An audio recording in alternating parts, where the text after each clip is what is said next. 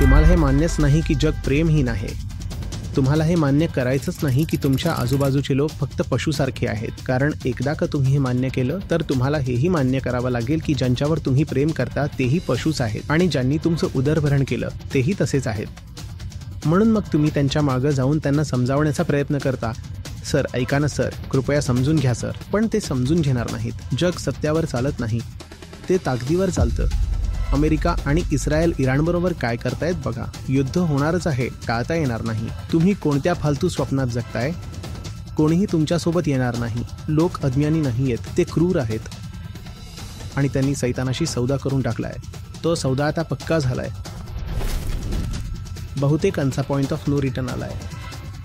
मनोमिलन आणि हस्तांदोलन याची शक्यता आता नाहीये. ही स्पष्टपणे युद्धाची हाक आहे. आकाशचा प्रश्न आहे, जो IIT मद्रासमध्ये रिसर्च स्कॉलर आहे. आकाश विचारतोय, नमस्ते सर, मला आता असं जाणवतंय की मूळ समस्या ही पर्यावरणीय किंवा तांत्रिक नाहीये, तर ती आपल्या आतल्या डिसऑर्डरची आहे. आपली अचेतन, अहंकारचलित जीवनशैली. कंडेन्स्ड मॅटर फिजिक्सचा रिसर्च स्कॉलर म्हणून मी ज्या वातावरणात राहतो तिथं सगळ्यांना वाटतं की सायन्स सगळ्या गोष्टी सोडवू शकतं, अगदी हवामान बदल सुद्धा. मलाही विज्ञानाचं महत्त्व मान्य आहे, पण आता मला दिसतंय की आपण इनपुट सुधारले, हवामान बदल, तरीही माणसाच्या आत खोलवर रुजलेला अज्ञानाचा आणि शोषणाचा आजार तसाच टिकून राहील. सर, मला हे समजावून सांगताना खूप अडचण येते.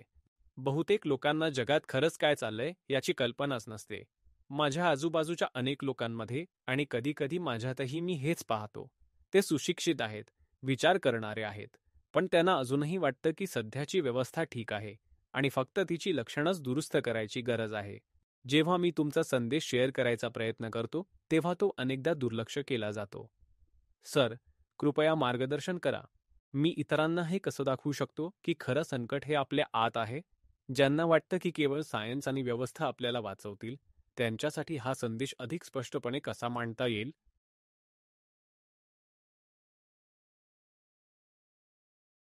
तुला खरं उत्तर हवंय ना, तर खरं उत्तर असं आहे की आपल्याकडे इतका वेळच नाही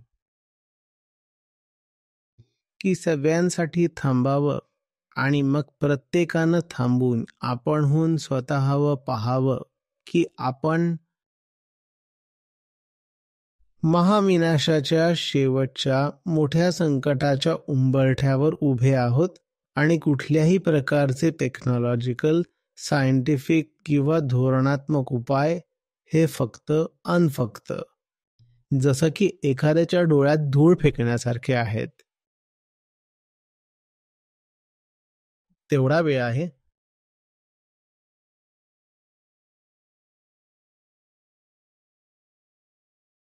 तुम्हाला पाहिजे पॉवर.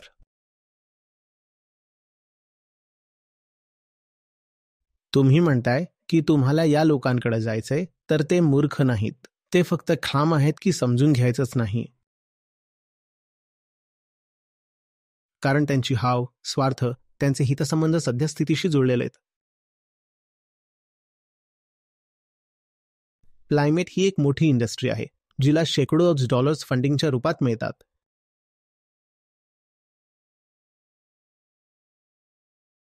विकसित देशांनी स्वतःच 100 अब्ज डॉलर्सच्या निधीची हमी दिली आहे. पॅरिस कराराअंतर्गत हवामान बदल रोखण्यासाठी दरवर्षी 100 अब्ज डॉलर्स देण्याचं ठरलं आहे. ही एक मोठी इंडस्ट्रीज झाली आहे. जरी ते प्रत्यक्षात इतकी रक्कम देत नसले तरी ही रक्कम खूप मोठी आहे आणि ही तर फक्त विकसित देशांकडून थेट येणारी रक्कम आहे. याशिवायही खूप काही खर्च केलं जातंय. हवामान बदलाच्या नावाखाली हे सगळं चाललंय आणि ते फंड्स कुठेतरी तर जातच आहेत. एक संपूर्ण इंडस्ट्री आहे जी हे फंड्स घेतीये आणि आता ती याची बेनिफिशरी झालीये. ते लोक हे फंड्स या नावाखाली वापरतात किंवा घेतात की याचा टेक सोल्युशन्स शोधण्यासाठी वापर करणार आहोत.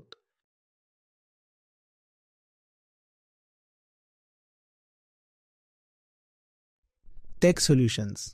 आता खरं तर कुणीतरी क्लायमेट फंड्सवर आपली उपजीविका चालवत आहे. कुणीतरी आपलं संपूर्ण करिअर्स उभं केलंय हवामान संकटावर टेक सोल्युशन्स शोधण्यात. आणि तुम्ही जाऊन त्यांना सांगताय की यावर तंत्रज्ञानाचा काही उपायच नाही. मग ते का ऐकतील तुमचं? का ऐकतील तुमचं? हा एखादा माणूस नाहीये, ही एक मोठी यंत्रणाच आहे.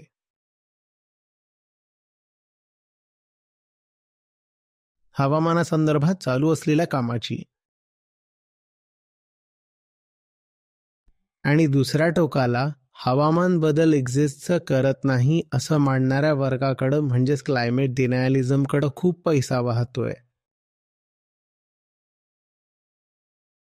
कदाचित जास्तच हवामान संकटावरील उपाययोजनेपेक्षा.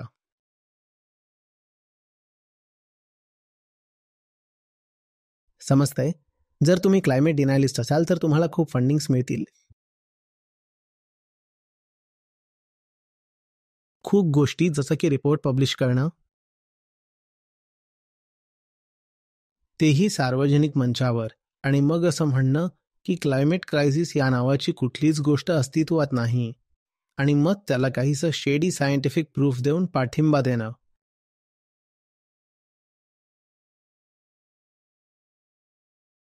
तुम्हाला खरंच अशा माणसाला जाऊन समजावायचंय? ट्राय करा आणि करत राहा till the cows go home. 200 वर्ष प्रयत्न करा तरी हा माणूस समजून घेणार नाही, कारण आता त्याचे स्वार्थच यात गुंतले आहेत, काहीही न समजून घेण्यात गुंतलेले आहेत. एखादा त्याचं पूर्ण कुटुंबच चालवतोय आणि त्याची सगळी इज्जत याच्यावर अवलंबून आहे.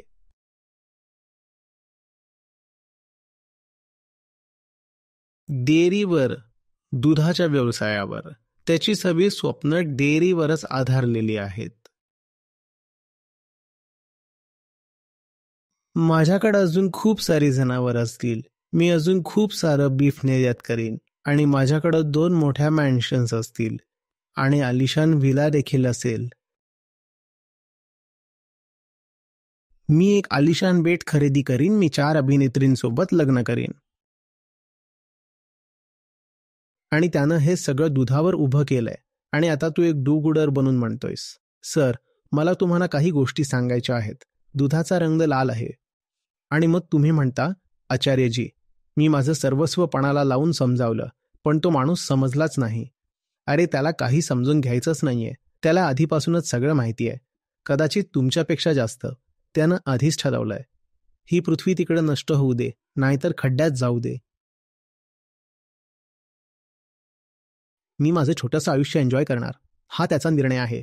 तू त्याला जे काही सांगू शकतोस ते सगळं त्याला आधीच माहिती आहे, आणि तुला जितकं माहिती आहे त्यापेक्षा जास्त तो जाणतो, कारण तो त्या रक्तात गळ्यापर्यंत बुडालेला आहे.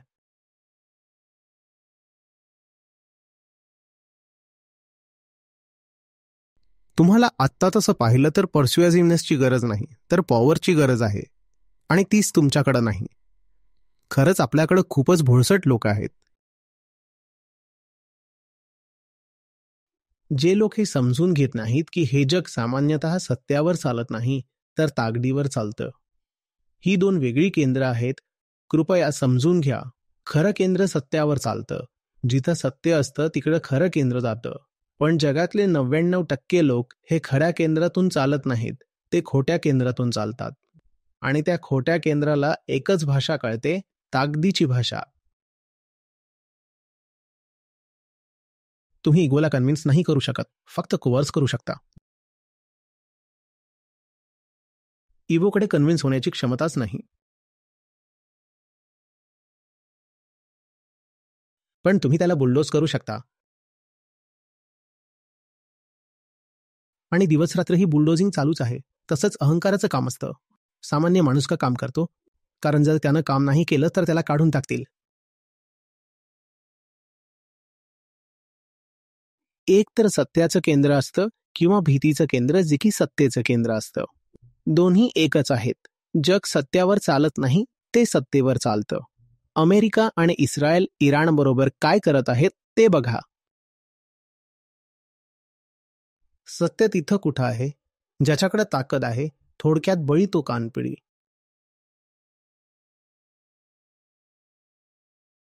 कदाचित सत्य कोणाच्याही बाजूनं नसेल, पण हे नक्की आहे की ज्याच्या हातात सत्ता आहे तोच विजेता म्हणून उदयाला येईल. तुम्ही अध्यात्म आणि आदर्शवाद एकच आहेत असं समजता,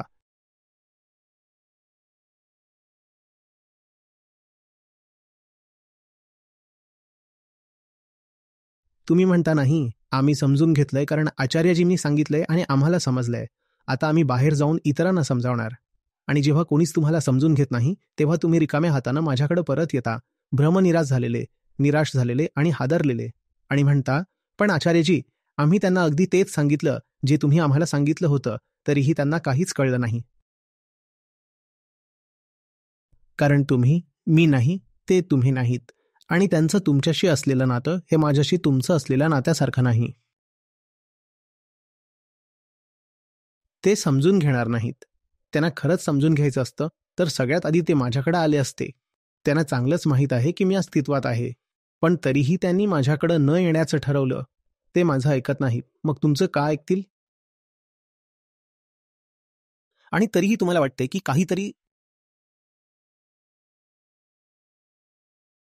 सभ्य मार्ग शक्य आहेत, जर तुम्हाला त्यांना कन्व्हिन्स करायचं असेल तर. पण फक्त सभ्यता चालणार नाही सर. तुमच्याकडे ताकद असली पाहिजे. आणि एक ताकद जी तुमच्याकडे असू शकते ती म्हणजे तुमच्या संख्येची ताकद. पण तुम्ही कुठल्या तरी आदर्शवादी कल्पनेत निवांत झोपलात. तुम्हाला हे मान्य करायचं नाहीये की हे जग प्रेमहीन आहे. तुम्हाला हेही मान्य करायचं नाहीये की तुमच्या आजूबाजूचे लोक फक्त जनावरांसारखे आहेत.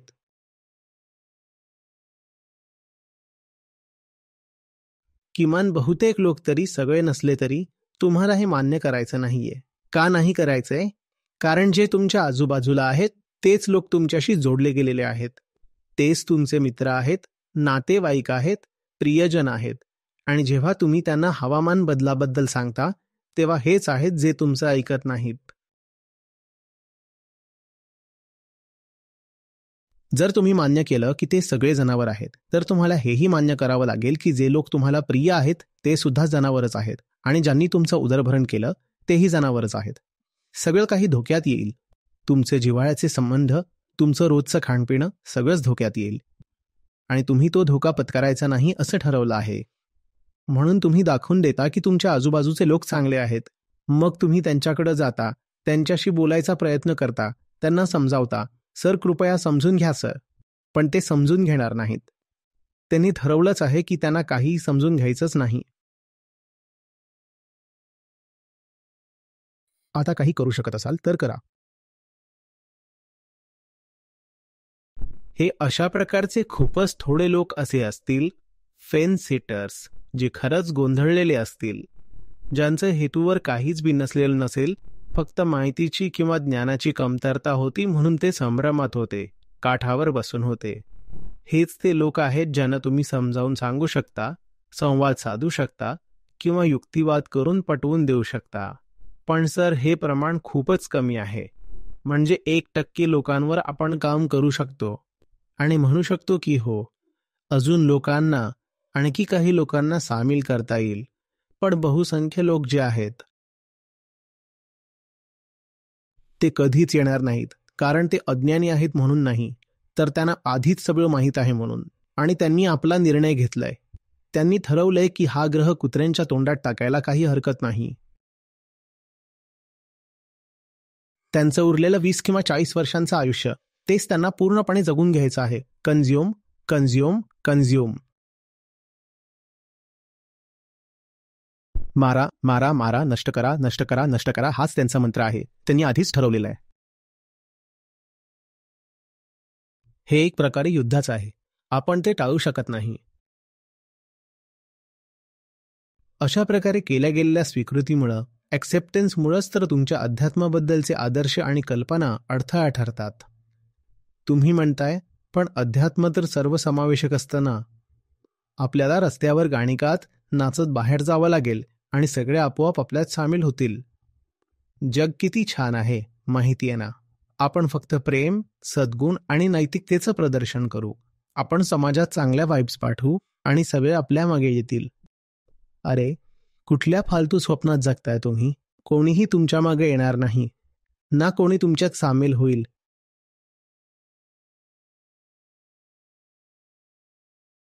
लोक अज्ञानी नाहीत, ते धूर्त आहेत.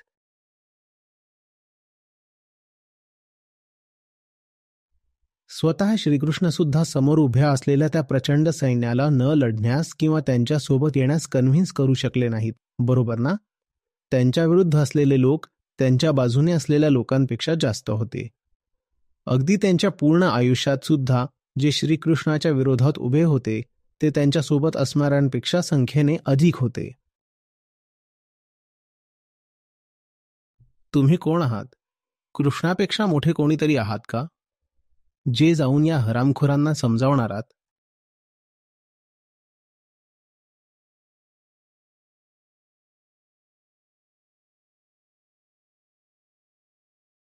त्यांच्या स्वतःच्या प्रायोरिटीज आहेत, ते अनिवार्यता. असे असतील असं नाही. जसं काही खलनायक असतात. कुणी भीष्म असू शकतो तर कुणी कर्ण असू शकतो.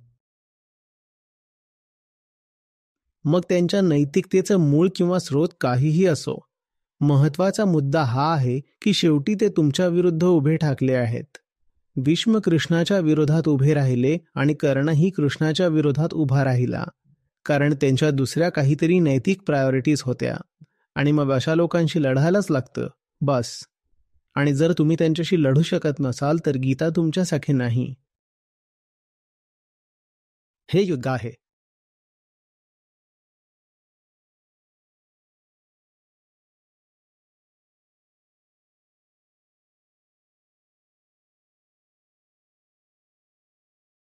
तुम्हाला याचं स्वरूप समजलंच नाही. बोधाचं किंवा गीतेचं तुम्हाला कळलेलंच नाही.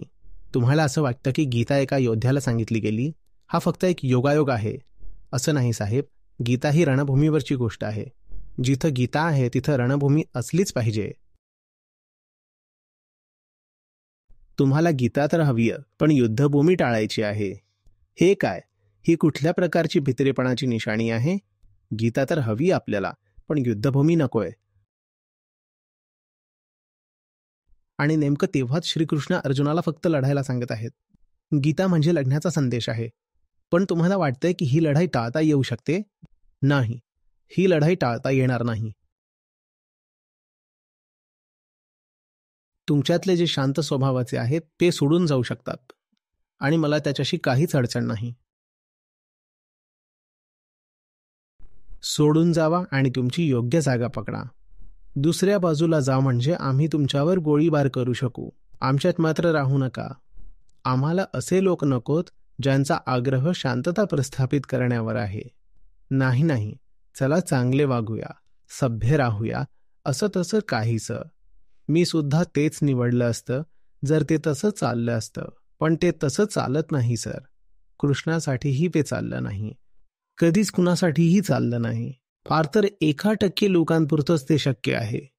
आणि त्यांच्यासोबत तर आपण आधीच काम करत आहोत.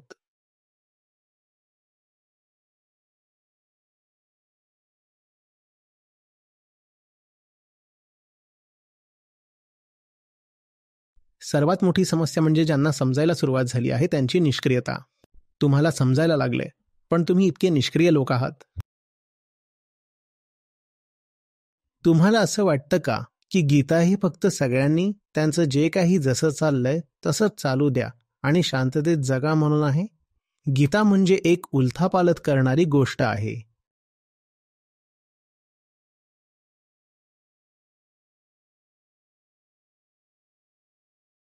हे एक जोरदार आवाहन आहे. युद्धाचं आवाहन आहे. तुम्ही अजूनही जगाचा खूप आदर करता. हीच तुमची मोठी अडचण आहे. कृपया समजून घ्या. तुमच्या आजूबाजूच्या लोकांबद्दल तुमच्या मनात पुरेसा तिरस्कार नाहीये. हीच तुमची समस्या आहे.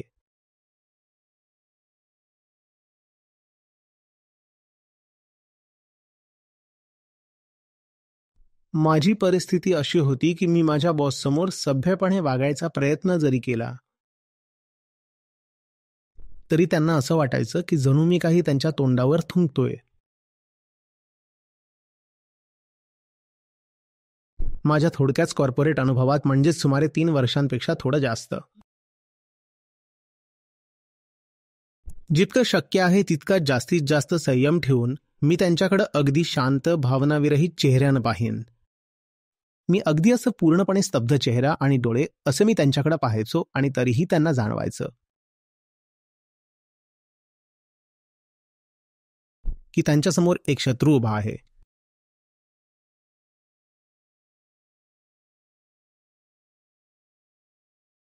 कारण मी आरपार पाहायचो. त्यांचं अस्तित्व, त्यांची कामना, इच्छा, त्यांचा निर्धार, आणि मला कळून चुकलं होतं की हेच ते लोक आहेत ज्यांनी सगळं नष्ट करायचं ठरवलंय.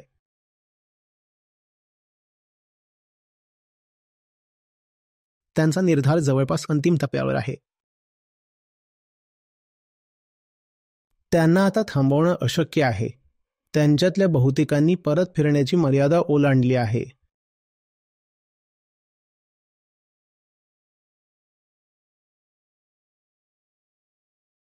आता मनोमिलन आणि हस्तांदोलन शक्य नाही.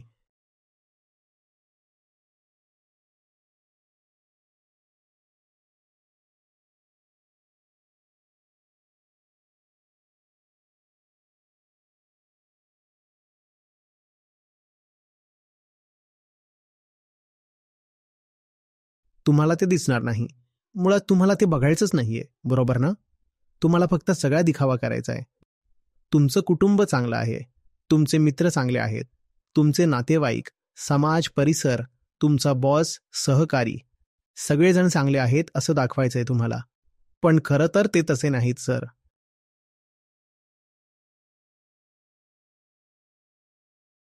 तुम्हाला या पृथ्वीची अवस्था समजतीये का? तुम्हाला थोडीशी तरी जाणीव आहे का? आणि तरीसुद्धा तुम्ही स्वतःला चांगलं म्हणवून घ्यायचं ठरवलंय? तुमचं स्वतःचं असं काही केंद्र नाही का? फक्त कोणी दुःखी नाही म्हणून, फक्त कोणी ओरडत नाही म्हणून तुम्हाला सगळं काही ठीक आहे, सुरळीत आहे, नीटनेटकं आहे असं वाटतं का? नाही साहेब, अस्तित्वच थकलं आहे.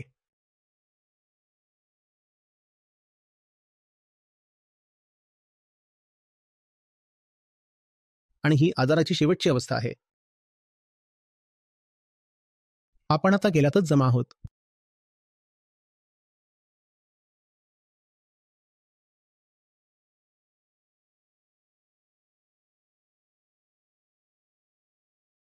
आणि तुमच्या आजूबाजूचे लोकच यासाठी जबाबदार आहेत.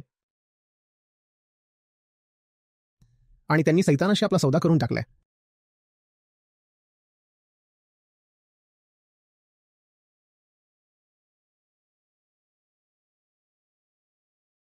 सौदा पक्का झाला आहे. आता सैतानासोबतचा सौदा उलटवता येणार नाही. याला फॉस्टियन बार्गेन म्हणतात.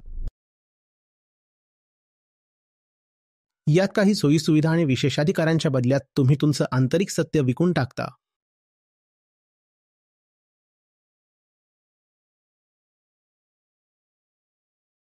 त्या लोकांनी करार करून टाकलाय आणि आता ते तो करार मागे घेणार नाहीत. आता तुमच्यावर सगळं अवलंबून आहे. तुम्हाला तिथं अजूनही भागीदारी शोधायची आहे का तुम्हाला समजलंय की आताही युद्ध आहे? आणि युद्धाचा अर्थ असा नाही की त्यांच्यावर झडप घालून त्यांच्या तोंडावर ठोसे मारावेत. युद्ध म्हणजे आतून ही गोष्ट मान्य करणं की आता तुम्हाला तुमचं सगळं काही पणाला लावावंच लागेल, कारण शांतता प्रस्थापित करणं किंवा स्वतःला वेगळं ठेवणं हे पर्याय आता उरलेले नाहीत. तुम्हाला पूर्णपणे त्यात झोकून द्यावं लागतं, जेवढं आहे तेवढं. जसं एखादा देश जेव्हा युद्धाला सामोरा जातो तेव्हा तेथील सगळी संसाधनं त्या युद्धासाठी डायव्हर्ट केली जातात. तुम्ही असं नाही म्हणत की हे बघा, एवढं सगळं बजेट हे नागरी सुविधांसाठी आणि आपल्या उद्यानांच्या सुशोभीकरणासाठी वापरलं गेलं पाहिजे. साहेब, उद्यानांचं सुशोभीकरण खूप चांगलं आहे, पण ते दुसऱ्या दिवसासाठी राहू द्या.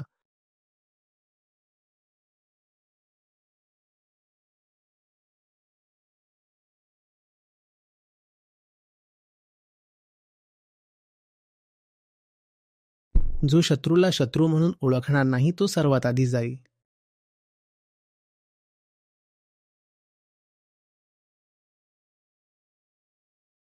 तुम्ही रोज त्यांना माझ्यावर हल्ला करताना पाहताय.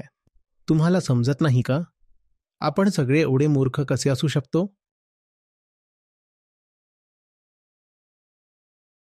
तुम्हाला वाटतं ते मला उगाचच समजून घेतात? नाही. त्यांना माहिती आहे की मी त्यांच्या अस्तित्वासाठी धोका आहे.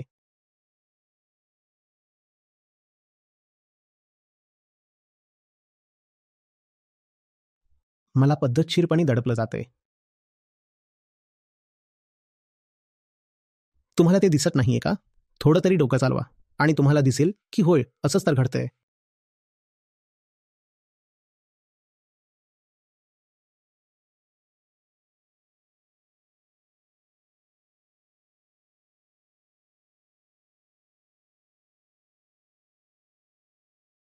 त्यांना माहीत आहे की हे एक युद्ध आहे आणि ते तुम्हाला दाबून टाकण्यासाठी काहीही करायला तयार आहेत. पण तुम्ही मात्र सगळं काही आलबेल असल्याचं नाटक करत बसलायत. तुम्हाला वाटतं नाही नाही, सगळेच चांगले आहेत. हे तर आपल्याच समाजातले लोक आहेत, आपले मित्र आहेत. पण ती बाजू काही मागे हटत नाहीये. ती पूर्ण ताकदीने तुमच्यावर हल्ला करत आहे. पण तुम्ही खूप घाबरलेले असल्यामुळं असं दाखवताय, जसं की काहीच घडत नाहीये. युद्ध वगैरे काही नाहीये.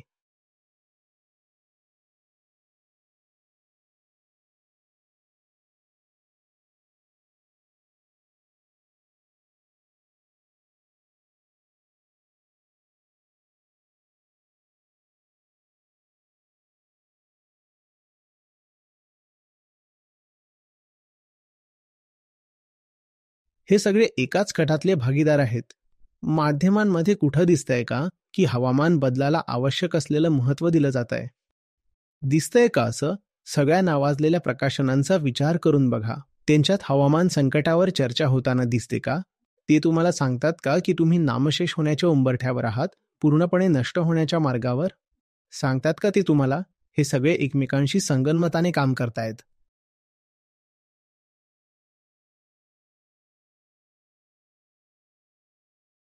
डावे उजवे मधले सगळे एकच आहेत आणि सत्य एकटंच आहे. तुमची बाजू निवडा.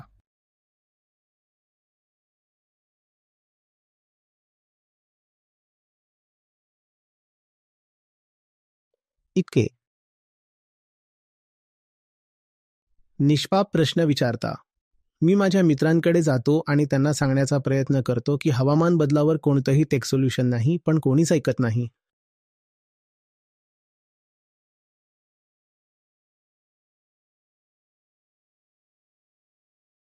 ते ऐकणार नाहीत, ऐकू शकत नाहीत. त्यांना आधीच माहिती आहे.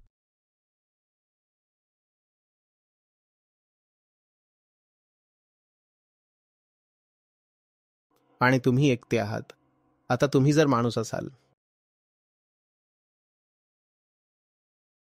तर आव्हान स्वीकारा. त्यांनी ते दिलं आहे.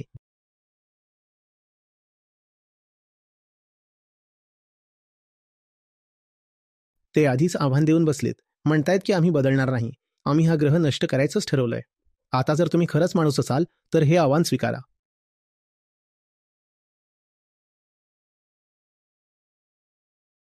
साहेब, आपला संपूर्ण समाज असा आहे जो स्वतःला पाहतोय विनाशाचे लाभार्थी असल्यासारखं, किंबहुना तसं मानतोय.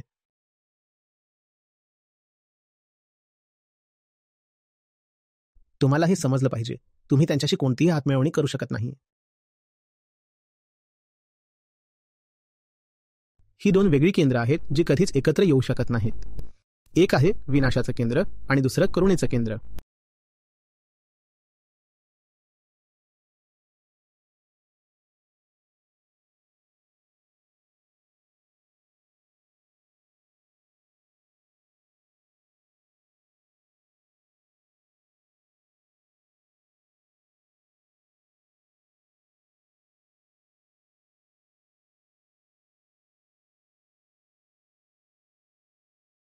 असं नाहीये की त्यांना माहिती नाही, त्यांना सगळं माहिती आहे आणि त्यांनीच त्यांचा निर्णय घेतलाय.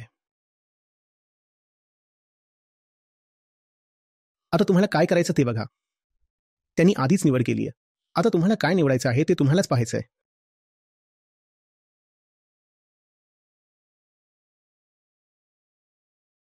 त्यांनी निवड केली आहे आणि ते आता मागे हटणार नाहीत. ते परत न येण्याच्या वाटेकडे निघून गेलेत. आता तुम्हाला काय करायचं ते तुम्ही बघा.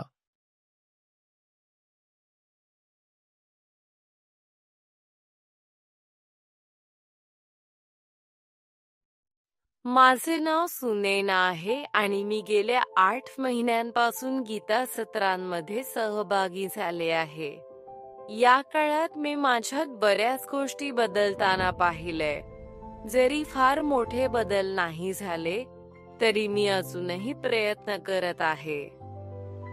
आज एक गोष्ट मला खूपच आवडली, ती म्हणजे आपण नेहमी पुढचं विचारत राहतो वजा, की जर आपण ह्या मार्गावर चालायला सुरुवात केली, तर कधीतरी काही त्याग करावा लागेल किंवा पुढे काय होईल याचा विचार करतो. पण अजून मी त्या टप्प्यावर पोहोचलेली नाहीये, जिथे मी हे सगळं करू शकते. तरी सुद्धा सतत पुढचा विचार करण्याची सवय असते. पण आज दिलेलं उदाहरण खूप छान होतं, की जर तू शून्यावस्थेत असशील, तर फक्त एक पाऊल पुढे पाहायचं. बस, हीच तुझी खरी स्थिती आहे. आणि मग ती एक सतत चालणारी प्रक्रिया असते. आणि मग तो प्रवास सुरू होतो. आणि त्यात तुम्ही स्वतःला खूप सहज वाटायला लागता.